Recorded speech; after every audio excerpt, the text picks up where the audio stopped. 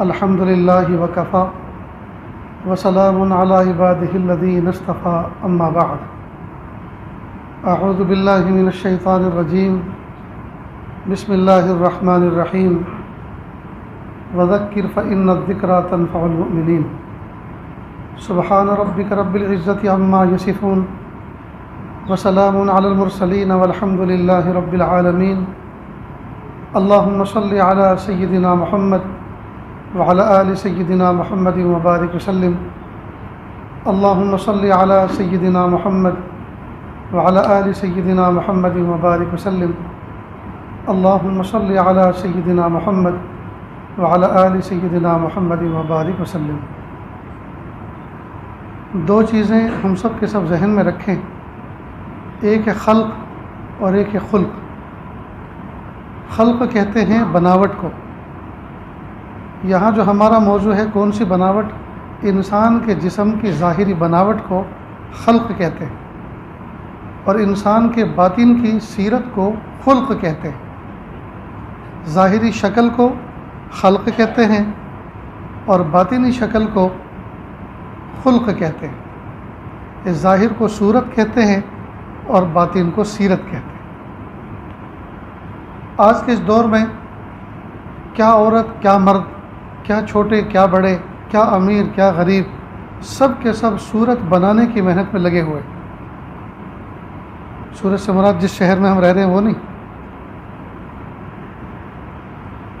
Cosmetic کی دکانوں میں لائن لگی ہوئی ہے، کاسمیٹکس کی ویرائٹیز سے مال بھرے پڑے ہیں۔ بعض لوگ تو وہ ہیں جو ظاہر کو خوبصورت کرنے کے لیے جو کریم پاؤڈر ہوتے ہیں ان کی شاپنگ کے لیے دبئی تک کا سفر کرتے ہیں۔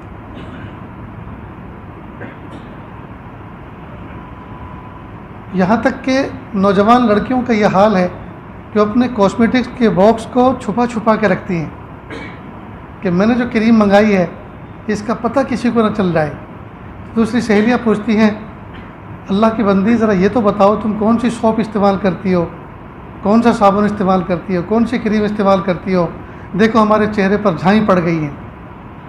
افسوس کہ چہرے پر جھائیاں پڑ جانے اور گالوں پر اور چہرے پر نشانات پڑ جانے سے اسکین کے رنگ کے تبدیل ہونے سے ہمیں اس کو درست کرنے کی فکر لگ جاتی ہے، لیکن باطن کے اوپر جو دھبے لگے ہوئے ہیں اور دل جو سیاہ ہوتا جا رہا ہے اس کی فکر کبھی نہیں ہوئی۔ بلکہ یوں کہا جائے تو بے جانا ہوگا کہ پوری دنیا کے اندر جتنے بھی بازار ہیں جسم کو راحت دینے والے اور جسم کو خوبصورت بنانے والے سامان سے بھرے پڑے، لیکن دل کو راحت دینے والے اور دل کو خوبصورت بنانے والے سامان سے پورے بازار محروم ہیں۔ ایک دکان بھی ایسی نہیں ملے گی جس پر دل کا سامان ملتا۔ تو ایک ہے صورت اور ایک ہے سیرت۔ صورت ظاہری جسم کی ظاہری حالت کو کہتے ہیں اور سیرت جسم کے باطن کے حالات کو کہتے ہیں۔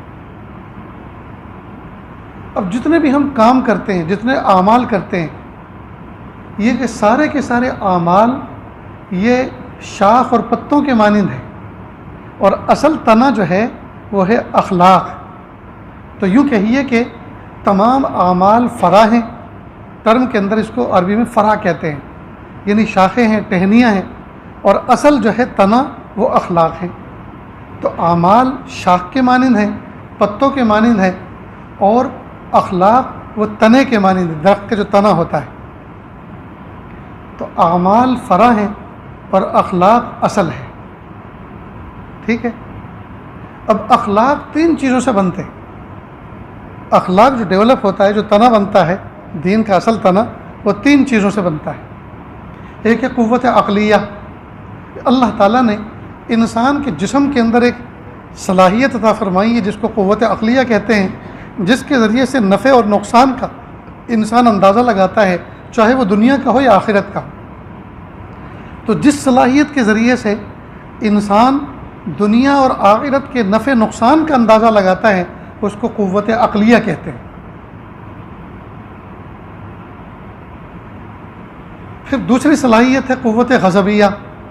عقل کے ذریعے سے جب یہ پتہ چل گیا کہ یہ چیز نقصان کی ہے تو جس چیز سے اس نقصان سے بچا جائے اس کو قوت غضبیہ کہتے ہیں. اور قوت عقلیہ کے ذریعے سے جب پتہ چل گیا کہ یہ چیز نفع کی ہے تو نفع جس صلاحیت سے جس قوت سے حاصل کیا جاتا ہے اس کو قوت شہویہ کہتے ہیں. تو 3 قوتوں سے اخلاق بنتے ہیں. ان قوتوں کا نام کیا ہے؟ قوت عقلیہ، غضبیہ، شہویہ. عقلیہ یعنی عقل. اللہ پاک نے برین، عقل، فہم ایک ایسی چیز عطا فرمائی ہے جس کے ذریعے سے انسان نفع اور نقصان کا اندازہ لگاتا ہے. اب نقصان کو سمجھ کر اس سے بچنے کا جو پریاس کیا جاتا ہے، جو کوشش کی جاتی ہے، جس عقل کے ذریعے سے اس کو قوت غضبیہ کہتے ہیں. اور جس چیز سے کوشش کی جاتی ہے نفع کو حاصل کرنے کی اس کو قوت شہویہ کہتے ہیں. اشتہا اسی سے بنا ہے. لیکن ہم قوت شہویہ، شہوت کا لفظ جب اس کا پرناؤنس کرتے ہیں، استعمال کرتے ہیں، اس سے صرف ذہن ایک طرف جاتا ہے اور وہ ہے سیکسول جذبات. نہیں، وہ بھی اس کا ایک پارٹ ہے، لیکن صرف سیکسول جذبات ہی کو قوت شہویہ نہیں کہتے، بلکہ چاہتوں کا نام، ہر قسم کی چاہتوں کا نام قوت شہویہ. یعنی جس قوت کے ذریعے سے چاہتوں کو حاصل کیا جاتا ہے اس کو قوت شہویہ کہتے ہیں. اتنی بات سمجھ گئے دوستوں؟ تو اعمال فرع ہیں. اعمال جو ہیں فرع ہیں کس کی؟ جی، جتنے بھی ہمارے اعمال ہیں یہ سارے کے سارے اخلاق کی فرع ہیں. اور اخلاق بنتا ہے 3 چیز سے: قوت عقلیہ، قوت غضبیہ اور قوت شہویہ. لیکن ان تینوں چیزوں کے اندر اعتدال ہونا چاہیے. اعتدال کہتے ہیں میانہ روی، جو مڈل راستہ ہوتا ہے اس کو کہتے ہیں اعتدال. ان تینوں صلاحیتوں کے اندر اعتدال ہونا چاہیے. وہی ہے پھر بہترین انسان، وہی ہے بہترین بندہ. قوت عقلیہ اگر بڑھے، افراط اس کو عربی میں کہتے ہیں، قوت عقلیہ اگر بڑھے بڑھے بڑھے اتنی بڑھے کہ نبی کا انکار کرے، فرشتوں کا انکار کرے، اللہ کے وجود کا انکار کرے، اپنی عقل پہ اتنا ابھیمان، اپنی عقل پہ اتنا اعتماد، اتنا بھروسہ، جی اس کو عقل کا افراط کہتے ہیں. یہ چیز بری ہے، اس کو پسند نہیں کیا گیا. اس عقل کا کیا کام جس عقل سے اللہ کے وجود کا انکار ہو؟ اس عقل کا کیا کام جس سے نبی کا انکار ہو، نبوت کا انکار ہو؟ اس عقل کا کیا کام جس سے جی آخرت کا، حشر اور نشر کا انکار ہو؟ تو دہریت ہے. تو یہ افراط ہے عقل کا. اور عقل کی تفریط یہ ہے، عقل کا نچلا درجہ یہ ہے کہ آدمی بیوقوف ہو جائے، پاگل پن. بیوقوفی کو عقل کی تفریط کہتے ہیں. کہتے ہیں ارے کچھ عقل ہے کہ نہیں، کچھ سمجھ پڑتی ہے کہ نہیں، اتنی بات نہیں تو سمجھتا. میں نے تجھے ایک کام کے لیے کہا تھا تو مجھے جواب تو دینا چاہیے کہ نہیں. تجھے پتہ ہے نا کتنا اہم کام میں نے سپرد کیا تھا تجھے، تیرے بھروسے پہ میں نے کام سپرد کیا تھا اور تو نے مجھے اس کے جواب بھی نہیں دیا، رپلائی بھی نہیں دیا. تو مجھے کتنی پریشانی، کھانا اور اوپر سے فون بند کر رکھا ہے. تو دیکھیے جب کم عقلی کی بات ہوتی ہے تو آدمی تانا دیتا ہے بیوقوفی کا، پاگل پن کا. تو معلوم ہوا عقل کی تفریط بھی بری اور عقل کا افراط بھی برا. تو پھر اس کا جو مڈل درجہ ہے وہ مطلوب ہے، وہ پسندیدہ ہے، اور اسی کو کہتے ہیں حکمت. اس کو کیا کہتے ہیں؟ حکمت. اور اسی کو فہیم اور حکیم کہتے ہیں. بڑا حکمت والا آدمی جس سے اخلاق بنتے ہیں. دوسری قوت اس کو قوت غضبیہ کہتے ہیں. یعنی ایک انرجی ہے انسان کے اندر، ایک پاور ہے، غصہ، جس کے ذریعے سے انسان اپنے نفع نقصان، جس کے ذریعے سے نقصان سے بچتا ہے بندہ. نفع کو حاصل کرنے والی چیز تو الگ ہے، قوت غضبیہ. اور اس چیز کا ہونا بھی ضروری ہے، لیکن اس کا افراط یہ بھی منع ہے. مثلا کوئی آدمی ہر وقت غصے میں رہتا ہو، لا کے رکھتا ہو، ہر وقت بھیڑیا بنتا، کسی کو یوں مارتا ہے، کسی کو یوں کوہنی، کسی کو یوں پنچ، اور کسی کو زبان سے، بولی سے، اور کسی کو گولی سے، ہر وقت ڈون قسم کا بن فرعون بنا پھر رہا ہے. یہ چیز، یہ قوت غضبیہ کے افراط ہے. اور قوت غضبیہ کی تفریط یہ ہے کہ آدمی کو غصہ ہی نہ آئے، شاعر اللہ کی کوئی توہین کرے اور غصہ نہ آئے، ہماری بہو بیٹی کی عزت آبرو پہ کوئی ہاتھ اٹھائے اور ہمیں غصہ نہ آئے؟ جی، تو یہ قوت غضبیہ کی تفریط ہے، یہ بھی منع ہے۔ جیسے ایک خان صاحب تھے، ان کی بیوی نے ان کو اٹھو گھر میں چور آ گئے، کہ ہم کو غصہ نہیں آیا ابھی۔ کہ دیکھو وہ اندر آ گیا اور اس نے سامان اٹھا کے چادر پھیلا دی، اس میں رکھنا شروع کر دیا، کہ ہم کو ابھی غصہ نہیں آیا۔ کہ دیکھو اس نے گرہ بھی باندھ لیا اور لے کے چل بھی دیا، کہ ہم کو ابھی غصہ نہیں آیا۔ وہ چپ کر کے بیٹھ گئے۔ کافی دیر کے بعد کہا ہمارا بندوق اٹھاؤ، کدھر ہے وہ؟ تو کہا چپ چاپ سو جاؤ، تو چلا بھی گیا۔ اب غصہ آیا، اس مقام پر آیا تو کس کام کا؟ جب موقع پہ جہاں آنا تھا وہاں تو آیا نہیں۔ جی، تو قوت غضبیہ کی ایک مثال دی، نہ تو اس کا اعلیٰ فرد مطلوب ہے، نہ بالکل نچلا فرد مطلوب ہے، بلکہ میانہ روی، اور اس کو کہتے ہیں شجاعت۔ اس کے درمیانی درجے کا نام کیا ہے؟ شجاعت۔ اللہ اکبر۔ حکمتوں کے ساتھ، بہادری کے ساتھ حالات کا اندازہ لے کر آدمی اس معاملے کو فیس کرے، وہاں اڑے، اس کو کہتے ہیں شجاعت، حکیمانہ شجاعت ہے۔ عقل نے بھی پورا کام کیا، غضب نے بھی پورا کام کیا، سنائی بھی کھری کھری اور بہت حکمتوں کے ساتھ۔ ایسا بھی نہیں کہ کسی کی جو ہے اس پر قلم لگے کہ اس نے کسی کا عزت کا اپمان کیا، یہ بھی نہ ہو کہ اس نے ابرد، کیا بولتے ہیں اس کو، مجھے تو تلفظ ابھدر، ہاں، غیر مناسب لینگویج کا استعمال کیا۔ نہیں، ہمارے علاقے میں شاہجہاں پور کی ٹھوڑے کے علاقہ ہے، مشرقی یو پی میں۔ اس طرف مشرق کی طرف جب جاتے ہیں تو جنوبی یو پی میں، تو ادھر خان لوگ بہت رہتے ہیں اور بڑی بڑی زمینداریں ہیں ان کے، اور ان کے لڑنے کا انداز بھی بڑا عجیب۔ مثال کے طور پر ایک نوجوان آم کے باغ میں گھسا، یہ وہاں کا مشہور واقعہ ہے، اور تھا وہ ٹیلر، کسی دکان میں گھسا، وہ باغ میں گھسا تو اس نے ایک آم توڑ لیا۔ وہ آیا، کندھے پہ ہاتھ رکھا، جہاں سے توڑا ہے وہیں لگا دو ورنہ چاقو اندر اور دم باہر۔ یہ دھمکی دی، بہت اعلیٰ قسم کی دھمکی تھی۔ جہاں سے توڑا ہے وہیں لگا دو ورنہ چاقو اندر اور دم باہر۔ وہ گھبرا گیا، خان آدمی ہے، پتہ نہیں کیا معاملہ کرے۔ اب اس نے کالر میں سے چپ چاپ ایک سوئی نکالی اور اس کی جہاں سے اس نے توڑا تھا یوں کر کے اس کو جوڑ دیکھنے لگا۔ یا تو اس کو غصہ آ رہا تھا یا مسکرا دیا، لے جاؤ۔ خیر، یہ تو ایک ایسی مثال ہے۔ یعنی کئی مرتبہ آدمی دھمکی ایسی دے دیتا ہے جی کہ وہ بہت معنی خیز ہوتی ہے اور سامنے والا سن کر تھر تھر کانپتا ہے۔ یہ ہے حکیمانہ غصہ۔ تو غصے میں آدمی آگ بگولا ہو جائے اور بعد میں پھر شرمندگی اٹھاتے پھرتے، یہ بھی مزیدار بات نہیں ہے۔ تو نہ تو غصے کا اعلیٰ فرد مطلوب ہے اور نہ غصے کا نچلا فرد مطلوب ہے، نہ افراط مطلوب ہے، نہ تفریط مطلوب ہے، درمیانی درجہ، اس کو کہتے ہیں شجاعت۔ ٹھیک ہے؟ تو قوت عقلیہ، قوت غضبیہ، اور تیسری چیز جس سے اخلاق بنتے، قوت شہویہ، جس کو اشتہا بھی کہتے ہیں، قوت شہویہ۔ نہ تو اس کا اعلیٰ فرد مطلوب ہے اور نہ بالکل نچلا فرد مطلوب ہے۔ مثلا ہر وقت شہوت غالب رہتی ہو۔ اب اگر ہر وقت شہوت رہے گی تو کیا حلال کیا حرام، کیا بیوی اور کیا اجنبی، جی، پیسہ ہو چاہے جیسا ہو، اس لیے کہ شہوت چاہتے ہیں، مطلب بس مجھے مالدار بننا ہے، مجھے مالدار۔ 15-20 سال پہلے کی بات ہے، میں اپنے یہاں جس مسجد کو لوگ خانقاہ کی مسجد بھی کہتے ہیں، مسجد تعمیر کر رہا تھا اور اکیلا اس جنگل میں کرسی ڈال کے بیٹھا رہتا تھا۔ ایک نوجوان کا فون آیا میرے پاس اور کہا مولانا میں ایم پی کا رہنے والا ہوں، کسی شہر کا نام لیا جو مجھے یاد بھی نہیں اب، اور میں آپ سے ملنا چاہتا ہوں۔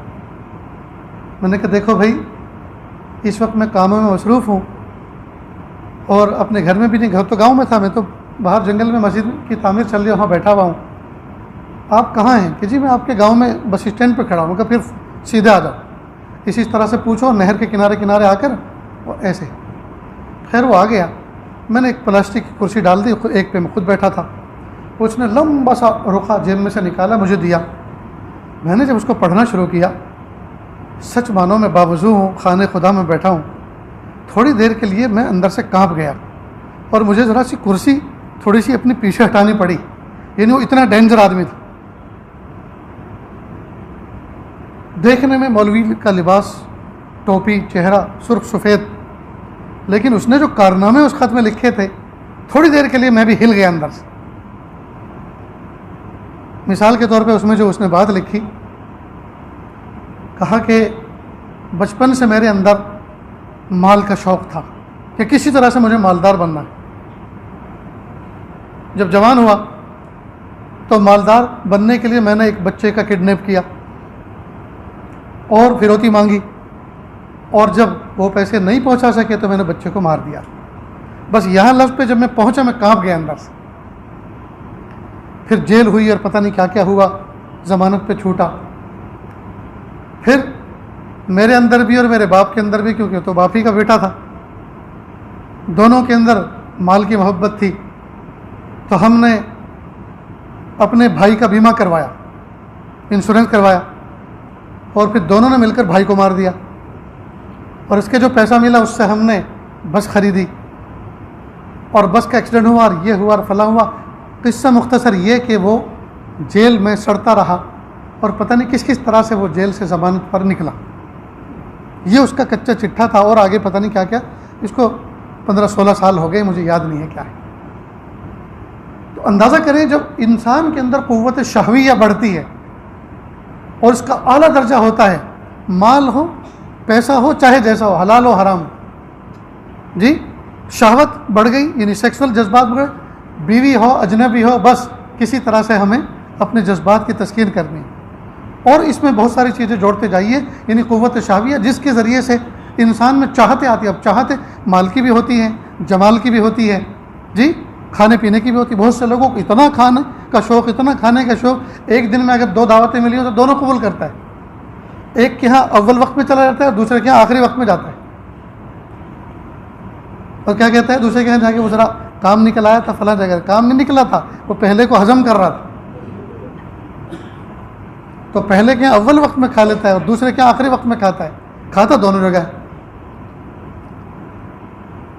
اور اگر تیسری بھی دعوت ہو تو وہاں بھی قبول کر لے گا. اور یہ کہیں گے ذرا پارسل بھیج دینا، آپ کی دعوت قبول کی ہے، دل نہیں چاہتا لیکن مجبور ہوں، کچھ جو ہے بزی ہوں اس لیے بچے کو بھیجتا ہوں، پارسل دے دو. ہائے ہائے، یہ قوت شہویہ کا افراط ہے. قوت شہویہ کا افراط ہے. کئی مرتبہ آدمی دوسرے کے دسترخوان پر کیسے ہاتھ چلاتا ہے، کتنی بے دردی کے ساتھ. اپنے گھر میں اس طرح سے نہیں کھاتا جیسے دوسرے کے یہاں کھاتا ہے. کتنی بری بات ہے. حرص کے ساتھ مت کھاؤ دوست، اپنے نفس پہ بریک لگاؤ، نفس پہ بریک لگاؤ. کئی مرتبہ دسترخوان پر اتنا بھی تمیز نہیں ہوتی. مثال کے طور پہ کچھ چیزیں تو ہوتی ہیں اصلاً، مثلا روٹی ہے، سالن ہے، چاول ہے، دال ہے، یہ اصل ہے. اور کچھ چیزیں ہیں ترفہن ضمناً، مثلا کباب ہے، مثلا پاپڑ ہے، مثلا سلاد ہے. یہ سب چیزیں کمبینیشن کے طور پر رکھ دی جاتی ہیں ذائقے درست کے لیے، نشاط کے لیے. اب کوئی آدمی، اب مثال کے طور پہ 5 آدمی دسترخوان پہ بیٹھے ہیں تو اس نے 5 کباب رکھے، بھائی ہر ایک حصے میں ایک آ جائے. یہ 5 اس نے برگر رکھے. اب ایک نے ایک تو کھا لیا، دوسرے نے روٹی شروع کر دی. اس نے سوچا یہ تو بہت اچھا، ایک اور کھا رہا ہے، تو اپنا تو کھایا، دوسرے کا بھی کھا گیا. کتنی بھدی بات ہے یہ. کباب 3 اور 4 اپنے پلیٹ میں اتار لیں اور جب ختم ہو گئے دوسرے لاؤ. اور کتنی بے غیرتی کی بات ہے. لوگ ولیمے میں، لوگوں کی تقریبات میں جاتے ہیں، اب وہ ڈش آئی سامنے، اب دال اتار رہے ہیں، بوٹی کہ بھائی ادھر آؤ، گوشت لے کر آؤ. اللہ اکبر. کبھی گوشت کھایا نہیں. کتنی بے غیرتی کی بات ہے کہ دوسرے گھر میں یہ کہنا کہ گوشت لے کر آؤ. ارے جو کچھ آ گیا آپ کے قسمت میں، کیا پتہ اس کے ہاں اگلے کے ہاں بس اتنا ہی تھا. پوری ڈش بھر کے اس نے آپ کے سامنے رکھ دی. جو کچھ تھا یہی تھا. آپ کا جو حصے کا جو بچے گا وہ گھر والے کھائیں گے، اور تم یہ ہے کہ تم ان سے اور کا مطالبہ، مزید کا مطالبہ کر رہے. بہت بری بات ہے، بہت بری بات ہے. دوسرے کے یہاں اس طرح سے کھاؤ جس طرح دوسرے کو اپنے یہاں کھلاتے.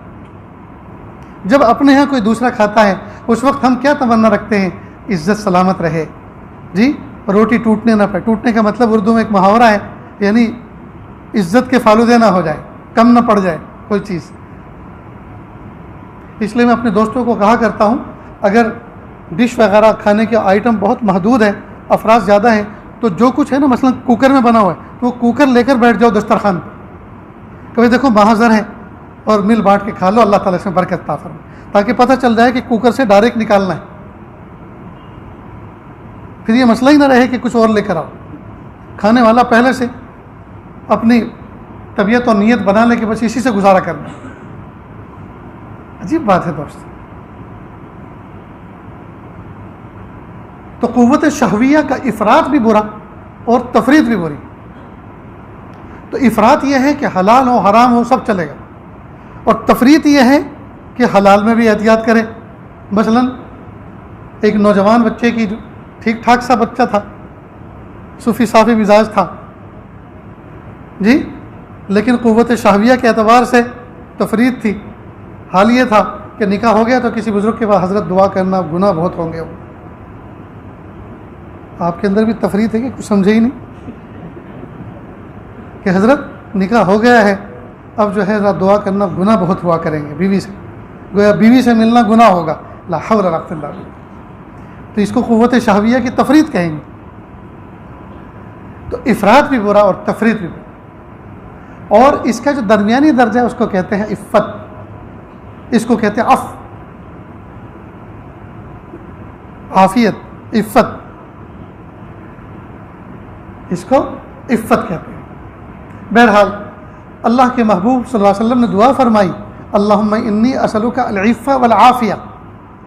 تو قوت شہویہ کے درمیانی درجے کو، اعتدال کو عافیہ کہتے ہیں، وہ عفت کہتے ہیں.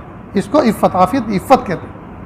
تو عفت بھی عافیت کے ساتھ اللہ سے مانگے، پاک دامنی بھی عافیت کے ساتھ، عفت کے ساتھ مانگے. بہرحال تو جتنے بھی اعمال ہیں یہ تمام کے تمام فرع ہیں جی اخلاق کی، اور اخلاق تین چیزوں سے بنتے ہیں: قوت عقلیہ، قوت غضبیہ، قوت شہویہ.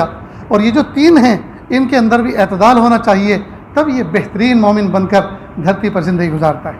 آج دوستو ہمارے ان تینوں صلاحیتوں کے اندر اعتدال نہ ہونے کی وجہ سے ہمارے گھروں کے اندر، ہمارے گھر جہنم کا نمونہ بنے ہوئے. ہمارے گھروں کے اندر سکون نہیں ہے، ہماری زندگیوں کے اندر سکون نہیں ہے، ہمارے جاب اور شاپ کے اندر سکون نہیں ہے، ہمارے کارخانوں کے اندر سکون نہیں ہے، ہمارے محلوں کے اندر سکون نہیں ہے، ہمارے خاندانوں کے اندر سکون نہیں ہے، ہماری جماعتوں کے اندر سکون نہیں ہے، جمعیتوں کے اندر سکون نہیں ہے.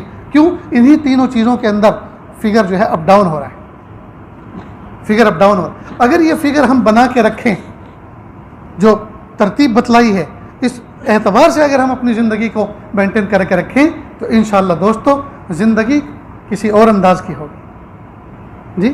رہنے میں بظاہر پھٹے پرانے کپڑے ہوں گے، بظاہر محدود سی زندگی ہوگی، بظاہر چھوٹا سا گھر ہوگا، ٹوٹا ہوا سا گھر ہوگا، کچا پکا مکان ہوگا، لیکن دل کی دنیا میں سکون ہوگا. دل کی دنیا میں اللہ کی محبت و معرفت کے چمن کھلے ہوئے ہوں گے، اور عافیت کی زندگی ہوگی. کسی قسم کی ہائی ہائی نہیں ہو، کسی قسم کی ہائی ہائی نہ ہو. آج کئی مرتبہ قوت غضبیہ کا کنٹرول نہ ہونے کی وجہ سے گھروں کے اندر بہت ساری خرابیاں آ رہی. مثال کے طور پر ہمارا کوئی بچہ ہمارے کنٹرول سے باہر ہو رہا ہے،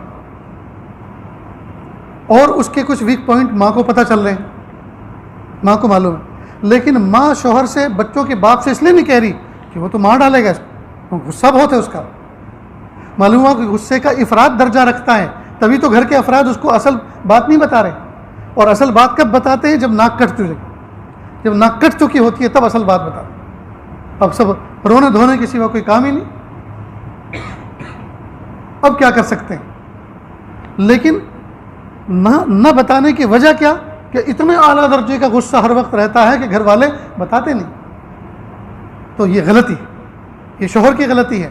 اور بیوی کو بھی چاہیے کہ وہ حکمت کے ساتھ اس بات کو کہہ سکتی تھی کہ دیکھو ایک بات کہوں، آپ غصہ مت ہونا، اور اللہ نے آپ کو ہمت دی، اللہ نے آپ کو صلاحیت دی، آپ اس مسئلے کو بہت اچھی طرح سمجھ کر بہت اچھا اس کا سولوشن نکال سکتے ہیں. لیکن اگر آپ غصہ کریں گے تو دیکھو نہ میں بتا سکتی اور نہ وہ معاملہ بن سکتا، بلکہ اور بگڑ جائے گا۔ خوب اچھی طرح سے ٹھنڈا کر کے اس کی تعریفیں کر کے کہ اللہ نے آپ کو ہمت دی ہے، اللہ نے آپ کو صلاحیت دی ہے، اللہ پاک نے بڑے بڑے فیصلے کرنے کا آپ کو قوت دی ہے۔ ایک میں آپ کو بات کہنا جا رہی ہوں، لیکن پھر کہوں گی کہ نہ آپ غصہ کرنا، نہ قابو سے باہر ہونا، حکمتوں کے ساتھ اس مسئلے کو نبھاؤ، اس لیے کہ اس میں آپ کی بھی عزت ہے، ہماری بھی عزت ہے۔ اب اس طرح بات کہہ کر پھر اس کو وہ بات پہنچائے، بات سننا گی، یہ ہے طریقہ۔ بہرحال ہمارے گھروں کے اندر غصے پہ یہ قوت غضبیہ کے اعتدال نہ ہونے کی وجہ سے ہمارے بہت سارے کام بگڑ رہے ہیں۔ ماں کو پتہ ہے بچی غلط راستے پہ چل رہی ہے، ماں کو پتہ ہے کہ یہ گھنٹوں گھنٹوں کسی سے جڑی ہوئی ہے، بات کر رہی ہے، لیکن وہ کہہ اس لیے نہیں رہی ہے کہ شوہر کا جو ہے غصہ وہ اعلیٰ درجے کا ہے، ہر وقت ساتویں آسمان پہ رہتا ہے۔ اب معاملہ بگڑتا جا رہا ہے، خود کے اس کے اندر اتنی صلاحیت نہیں ہے کہ وہ معاملے کو نپٹا لے، اور کہتی اس لیے نہیں ہے کہ کوئی گھر میں اللہ نہ کرے خون ہو جائے، وہ اس درجے کا ظالم اور جابر قسم کا آدمی ہے، تو قوت غضبیہ کے نقصان پھر پورا خاندان بھگتتا ہے کہ دفعہ۔ اسی طرح جب تفریط ہوتی ہے اس میں بھی یہی حال کہ جس موقع پہ غصہ آ رہا ہے، ایک مرتبہ لا کے شعر کے انداز سے کر کے کسی کو دھمکی دی جا سکتی تھی، لیکن جب معاملہ بہت آگے بڑھ گیا اور ہمارے ہاتھوں سے نکل گیا، اب چاہے جتنا کرو وہ تو ہاتھ سے نکل چکا ہے معاملہ۔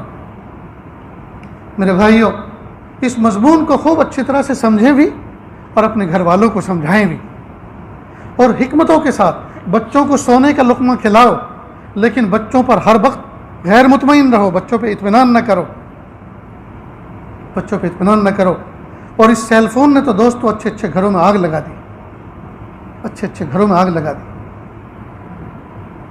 اگر میں اس موضوع پہ بات کرنا شروع کروں تو بات بہت لمبی ہو جائے گی، لیکن آپ سمجھدار ہیں سب کے سب، اور مجھ سے کہیں زیادہ آپ سمجھدار ہیں، اس لیے اللہ کے واسطے، اللہ کے لیے اللہ سے مانگو بھی، اور گھر کی تعلیم کو مضبوط کرو دوستو، گھر کی تعلیم کو مضبوط کرو۔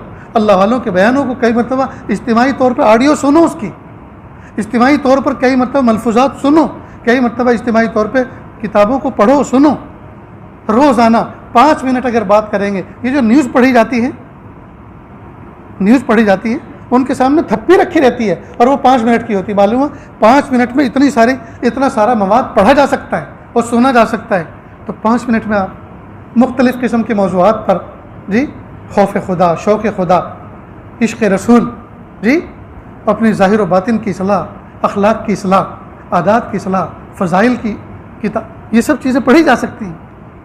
بلکہ 2-2 3-3 منٹ بھی اگر تقسیم کریں تو 10 منٹ کے اندر تو بہت سارے مضامین بیان ہو سکتے ہیں، اور ایک فقرے کو 2 مرتبہ پڑھیں، کیونکہ پہلی مرتبہ ذہن ادھر ہوتا ہے جی، ایک مرتبہ پڑھنے کے بعد پھر کہیں سمجھیں تو فوراً ایک دم چوک ہو کہ وہ تو کچھ تو سمجھا ہی نہیں۔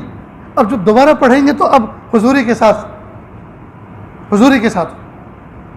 اور کئی مرتبہ چھوٹے بچے ہوتے ہیں، اب آپ نے دیکھا کہ انہوں نے حضوری کے ساتھ سنا، بیٹا میں نے ابھی کیا پڑھا، ابو میں غافل تھا، ارے بیٹا دھیان سے پڑھ، سنو نا، چلو میں دوبارہ پڑھ رہا ہوں۔ اس طرح سے مطالبہ کر کر کے پڑھو، ورنہ کئی مرتبہ تعلیم ہوتی ہے، سب یہ سمجھتے ہیں میرے لیے تھوڑی ہو رہی، دوسرے سننے والے بیانوں کا نفع بھی اس لیے نہیں ہو رہا، ہر آدمی اس لیے سنتا ہے کہ میں اس کا مخاطب نہیں ہوں، میں اس کا مخاطب نہیں۔ اگر ہر بندہ اس نیت کے ساتھ سنے میں ہی اس کا مخاطب ہوں، میرے اندر میری بات اور میری زندگی کی کتاب پڑھ کے سنائی جا رہی ہے، اور مجھے سمجھایا جا رہا ہے، اور مجھے فوکس کیا جا رہا ہے، اور مجھے ان باتوں پہ انشاءاللہ عمل کرنا ہے، اور نیت کر کے آئیں پیارے اللہ، بہت زمانہ ہو گیا سنتے سنتے، میرے پیارے اللہ آج تو کوئی ایسی بات سنوا دیجئے کہ زندگی دل پہ لگے اور زندگی کی تعمیر ہو جائے۔ اگر اس نیت کے ساتھ بیٹھیں، ان 2 نیتوں کے ساتھ کہ میں اس کا مخاطب ہوں، اور دعا یہ کر کے آئے کہ اللہ آج ایسی بات کہلوائیے جو میری بنیادی ضرورت کی ہے، ہر شخص اس نیت سے آئے گا تو کوئی بیان ضائع نہیں ہوگا، کوئی بات ضائع نہیں ہوگی، اور زندگی بہت جلدی راستے پر آ جائے گی، راہ راست پر آ جائے گی۔ لیکن عجیب حال ہے دوستو، سنتے ہیں غفلت کے ساتھ، ہم اس کے مخاطب ہی نہیں، بیٹھے ہوئے ہیں جسم کے ساتھ، دماغ کہیں اور ہے۔ اس لیے عشاء کے بعد وہ کوئی لمبی چوڑی بات کرنے کا عادی نہیں ہوں، اور وجہ اس کی یہی ہے کہ دن بھر کی قوت خیالیہ، قوت فکریہ تھک ہار کے چور چور ہو چکی ہوتی ہے۔ اکثر بیشتر شہروں میں مغرب بعد اور عشاء کے بعد کھانے کا معمول ہوتا ہے، بھوک الگ سننا نہیں دیتی، تھکن الگ سننا نہیں دیتی، اور عشاء کے بعد کوئی ضروری کام ہوتے ہیں، بہت سی ملاقات ہوتی ہیں، اس کا تصور آتا ہے، وہ سننے نہیں دیتا، تو بتائیے لمبی بات کر کے کیا فائدہ؟ تو جسم کی حضوری تو مطلوب نہیں ہے، اصل تو روح کی حضوری ہے۔ کئی مرتبہ آن لائن سن رہے ہیں وہ حضوری کے ساتھ سنتے ہیں، اور کئی مرتبہ آف لائن سامنے بیٹھے ہوئے ہوتے ہیں اور وہ غائب ہوتے ہیں۔ جو غائب ہیں وہ حاضر، اور جو حاضر ہیں وہ غائب۔ بہرحال یہ چند باتیں آپ کے سامنے پیش کی۔ اللہ تعالیٰ سے دعا ہے اللہ رب العزت ہمارے ظاہری اعمال کو بھی اچھا کر دے، اور ظاہری اعمال جو اصل اخلاق سے پیدا ہوتے ہیں، اصل اخلاق کو بھی اللہ پاک ہمارے اچھا کر دے، اور اخلاق جن چیزوں سے، 3 صلاحیتوں سے پیدا ہوتے ہیں، اللہ پاک ان کا بھی حد اعتدال عطا فرما دے، اور اعتدال کا درجہ ہم سب کو وافر مقدار میں عطا فرمائے۔ وآخر دعوانا ان الحمد للہ رب العالمین۔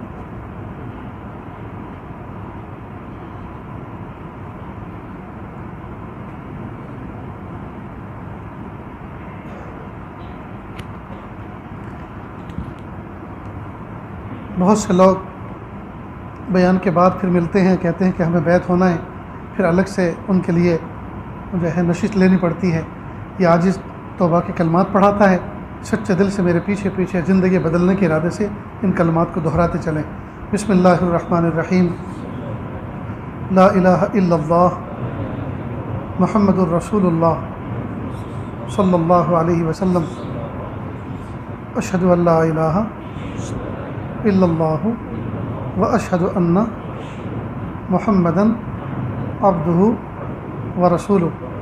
استغفر اللہ ربی من کل ذنب واتوب الیہ۔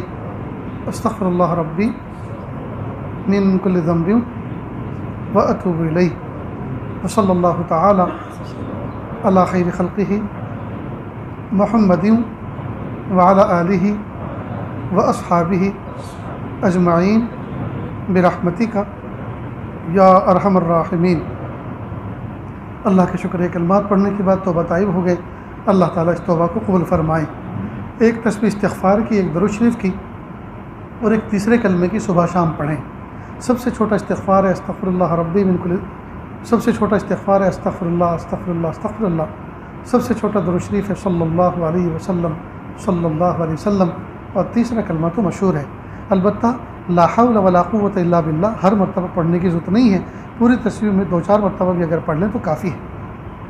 اس کا معمول بنائیں، نیز قرآن پاک کی تلاوت کم از کم پاؤ پارا اہتمام کے ساتھ کریں، نمازوں کا اہتمام کریں، سنت و نوافل کے اہتمام کے ساتھ، اور اپنی ذات سے کسی کو تکلیف نہ پہنچائیں، اور گناہ بالکل نہ کریں، گناہ بالکل نہ کریں۔ کتابوں میں لکھا ہے اگر کوئی بندہ صرف اور صرف فرائض و واجبات پر عمل کرے، کوئی نفل نہ کرے، کوئی نفلی کام نہ کرے، نفل تو نفع کا ہوتا ہے، کوئی نفل نہ کرے، صرف فرائض و واجبات کا اہتمام کرے لیکن کوئی گناہ بھی نہ کرے، خدا کی قسم سیدھا جنت میں جائے۔ لیکن کوئی بندہ نوافل بھی خوب پڑھ رہا ہے، فرائض و واجبات کا بھی اہتمام کر رہا ہے، اور گناہ بھی نہیں چھوڑتا، تو جنت میں جانا نہ جانا تو بعد کی بات ہے، جہنم میں ضرور جائے، گناہ کی سزا بھگتے گا۔ اللہ حفاظت فرمائے۔ تو اس لیے بھائی جس پر جہنم میں جانا یقینی بن جاتا ہے وہ گناہ کرنا ہی کیوں؟ اس لیے اس بات کو پر زیادہ فوکس دیں کہ گناہ نہیں کرنا، گناہ نہیں کرنا، اور گناہ نہ کرنے کا جو ہمت ہے وہ کس طرح سے پیدا ہوگی؟ ایک تو اللہ کی عظمت کو سامنے رکھے، اللہ کی عظمت، اتنے بڑے رب کی میں نافرمانی کروں، جس گھر میں پلتا ہوں، جس گھر میں والے مجھے کپڑے پہناتے ہیں، خرچے کے لیے خرچہ دیتے ہیں، مال پیسہ دیتے ہیں، گھر میں مجھے شہزادے کی طرح اپنے بیٹے کی طرح رکھا ہے، اسی گھر کے اندر میں بددیانتی کروں، خیانت کروں، ہائے کتنی بری بات۔ تو جب دنیا کے محسن کا احسان سامنے آتا ہے تو آدمی اس کی نافرمانی سے بچتا ہے۔ تو رب کائنات کا احسان مانے، اللہ نے مجھے عقل شکل عطا فرمائی، ذہانت عطا فرمائی، عزت عطا فرمائی، صحت عطا فرمائی، معذور نہیں، محتاج نہیں، اپاہج نہیں، جی اس رب کی میں نافرمانی کروں۔ شاہ کی محمد اختر صاحب رحمۃ اللہ علیہ فرمایا کرتے تھے کہ نوجوانوں جب بازار سے گزر رہے ہو اور سامنے سے کوئی خوبصورت جسم تمہارے سامنے سے گزرے، چاہے وہ عورت ہو یا مرد، اور دل کے اندر ناپاک جذبات آئیں تو اختر کا ایک شعر پڑھ لیا کرو، نہ دیکھیں گے نہ دیکھیں گے ان کو ہرگز نہ دیکھیں گے کہ جن کے دیکھنے سے رب میرا ناراض ہوتا ہے، نہ دیکھیں گے نہ دیکھیں گے ان کو ہرگز نہ دیکھیں گے کہ جن کے دیکھنے سے رب میرا ناراض ہوتا ہے۔ اس سے آدمی کو ایک انرجی ملے گی۔ تو دوستو پوری کوشش اس بات کی کرو، چاہے نوافل ہم سے وجود میں نہ آئیں لیکن گناہ بالکل نہیں وجود میں آنے چاہیے۔ کریں گے نا انشاءاللہ؟ اللہ عمل کی توفیق عطا فرمائے۔ دعا کر لیجیے۔ بسم اللہ الرحمن الرحیم، الحمد للہ رب العالمین الرحمن الرحیم مالک یوم الدین، ایاک نعبد و ایاک نستعین، اہدنا الصراط المستقیم صراط الذین انعمت علیہم غیر المغضوب علیہم ولا الضالین، آمین یا رب العالمین۔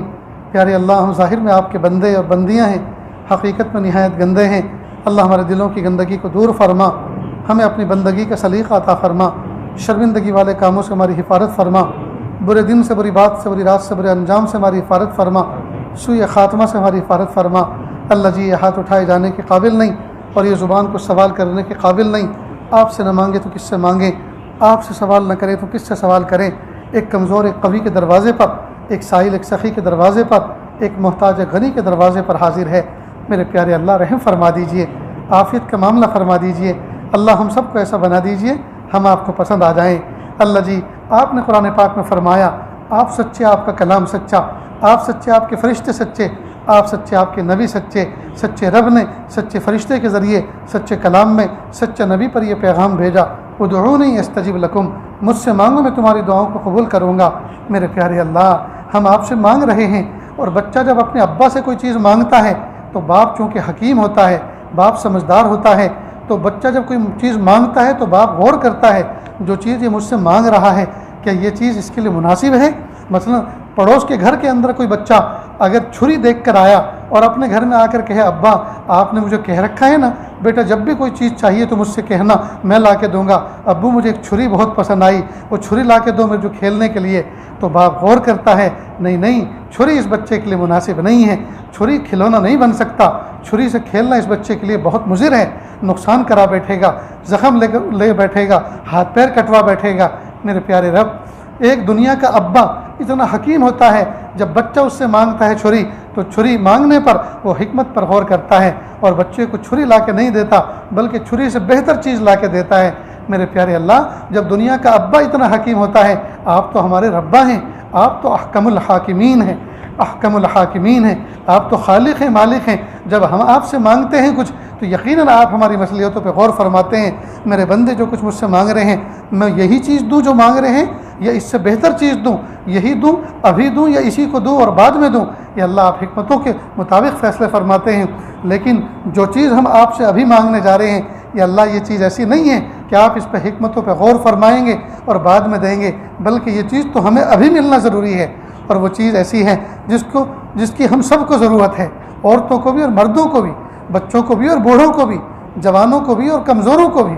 میرے پیارے اللہ، وہ ضرورت یہ ہے، اللہ آپ ہمیں معاف کر دیجئے، معاف کر دیجئے، معاف کر دیجئے، اور ابھی معاف کر دیجئے، ابھی معاف کر دیجئے، ابھی معاف کر دیجئے۔ ہم ایک منٹ بھی اور ایک لمحہ بھی آپ کے نافرمان بن کے زندگی گزارنا نہیں چاہتے کہ اللہ، ہم سب آپ کے ولی بن کے زندگی گزارنا چاہتے، آپ کے نیک بندے بن کے زندگی گزارنا چاہتے کہ اللہ معاف کر دیجئے، معاف کر دیجئے۔ کہ اللہ، دنیا میں ایسی ایسی چیزیں ایجاد ہو چکی ہیں کہ وہ ہر ویسٹ کو بیسٹ بنانے لگے ہیں، ہر کچرے کو بایو فلٹر کر کے اس کو کامیاب چیز میں کنورٹ کر رہے ہیں۔ اے میرے پیارے رب، آپ نے تو کب سے ہمیں فرمایا، قرآن پاک میں اعلان فرمایا کہ ہم ان کے گناہوں کو نیکیوں سے بدل دیں گے۔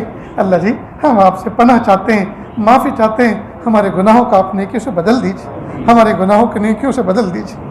کہ اللہ ہماری غفلتوں کو دور کر دیجیے، کہ اللہ ہمیں ہر وقت حضوری والی کیفیت عطا فرما۔ میرے پیارے اللہ، اس محفل میں نہ جانے کیسے دکھیارے، کیسے کیسے غم کے مارے بیٹھے ہیں۔ کہ اللہ، یہ تو آپ نے ستاری کی چادر میں چھپا رکھا ہے، ورنہ ہمارے کارنامے اور ہمارے اعمال تو ایسے ایسے ہیں کہ اگر کھل جائیں تو کوئی دیکھنا تو کیا تھوکنا بھی پسند نہیں کرے گا، ہمارے پاس بیٹھنا تو کیا قریب سے گزرنا بھی پسند نہیں کرے گا، ہم سے گھن کرے گا اور اپنی نسلوں کو نصیحت کرے گا، خبردار اس کے پاس سے گزرنا بھی مت، وہ بہت بری شخصیت ہے، وہ بہت بری ہستی ہے۔ اے میرے پیارے رب، ہمیں معاف کر دیجیے، جیسے آپ نے دنیا میں چھپا کے رکھا کہ اللہ بروز محشر بھی چھپا کے رکھیے۔ پیارے اللہ، دنیا کے اندر 4 بندوں کے سامنے کی رسوائی برداشت نہیں ہو سکتی کہ اللہ قیامت کے دن اگر رسوا ہو گئے، قیامت کے دن اگر آپ نے ہم میں سے سب کو تنہائی میں بلایا اور کہا اے میرے بندے سن، دیکھ تو نے جتنے کالے گورے دھندے کیے تھے راتوں کی تنہائیوں میں اور کمرے کی تنہائیوں میں، تو نے جو کچھ کام کیے تھے ہم نے اپنے فرشتوں کے ذریعے سے سب کو محفوظ کروایا تھا۔ کیا تو اس بات کو پسند کرتا ہے کہ ہم اس کو ڈسپلے کر دیں اور سب کے سب اس کو دیکھ لیں؟ اس بات کو پسند کرتا ہے یا پھر اس بات کو پسند کرتا ہے کہ ہم ایسا نہ کریں بلکہ تو اس کے بدلے چپ چاپ جہنم میں چلا جائے؟ کہ اللہ ہم میں سے کوئی مائی کا حال ایسا نہیں ہے جو اس بات کو کہے کہ آپ اس کو ڈسپلے پہ دکھا دو۔ میرے پیارے اللہ، وہاں پیاری ماں ہوگی، پیارا باپ ہوگا، وہ باپ جس نے انگلی پکڑ کے چلنا سکھایا، وہ ماں جس نے 9 مہینے پیٹ میں رکھا، 2 سال چھاتی سے لگا کے دودھ پلایا، 6-7 سال تک پیشاب پاخانہ اپنے ہاتھوں سے دھویا، کپڑے دھو دھو کے پہنائی، وہ ماں جب دیکھے گی میری کوکھ سے پیدا ہونے والا بچہ ایسا نافرمان بن کر آیا کہ آج مجھے شرم کی وجہ سے سر جھکانا پڑا، میرے پیارے رب کتنی بڑی رسوائی ہوگی۔ اور جب پیارے استاذ دیکھیں گے میرے سامنے بیٹھ کے پڑھنے والا اتنا سیاہ نامہ اعمال لے کر آیا ہے، اور جب ہمارے پیر و مرشد دیکھیں گے کہ اچھا میرے سامنے بیٹھ کے توبہ کی اور میرے سامنے جھوٹ اپنی کیفیت بیان کی اور رہا ایسا، کتنی بڑی شرمندگی ہو۔ اور سب سے بڑھ کر یہ پیارے نبی صلی اللہ علیہ وسلم کے امتی ہونے کے ناطے پیارے نبی کو کتنی تکلیف ہوگی، میری امت میں ہو کر میری رسوائی کا سامان کر رہا ہے، سارے نبیوں کے سامنے میں رسوا ہو رہا، ساری مخلوق کے سامنے میں رسوا ہو کہ میرے امتی ہو کر ایسے نام اعمال لے کر آئے۔ ہائے میرے پیارے رب، میرے پیارے رب، پیارے نبی کے رسوائی کے طفیل، کہ اللہ ہم آپ سے بھیک مانگتے ہیں کہ محبوب کے طفیل محبوب رسوا نہ ہونے پائیں، کہ ہم سبب بن جائیں ان کی رسوائی کا۔ اللہ جی معاف کر دیجیے، معاف کر دیجیے پیارے اللہ، معاف کر دیجیے، معاف کر دیجیے پیارے، معاف کر دیجیے پیارے اللہ۔ کتنی مرتبہ سچی توبہ کرتے ہیں لیکن پھر اپنے جذبات کے ہاتھوں مغلوب ہو جاتے ہیں، صبح کو توبہ کرتے ہیں، دوپہر کو ٹوٹ جاتی ہے، دوپہر کو کرتے ہیں پھر شام ہونے سے پہلے ٹوٹ جاتی ہے، رات کو کرتے ہیں صبح ہونے سے پہلے پھر ٹوٹ جاتی ہے۔ یا اللہ پہلے زمانے میں 25 سال تک لوگوں نے توبہ پر استقامت کی، زندگی بھر توبہ پر استقامت کی، ہم تو صبح سے شام تک 25 دفعہ توبہ توڑ بیٹھتے ہیں۔ لیکن میرے پیارے اللہ، میرے پیارے رب، ہم توبہ کرتے کرتے تھک جاتے ہیں لیکن آپ معاف کرتے کرتے تو کبھی نہیں تھکتے۔ اللہ ہم توبہ کرتے رہیں گے، اللہ آپ ہمیں معاف فرماتے رہیں، اللہ آپ ہمیں معاف فرماتے رہیں، ہماری توبہ میں استقامت عطا فرما دیجئے۔ یا اللہ عرب اور عجم میں آگ لگی ہوئی ہے، اللہ ترس کھا لیجئے۔ یا اللہ امن کی جگہوں پہ بھی امن نہ رہا، سکون کی جگہوں پہ بھی سکون نہ رہا۔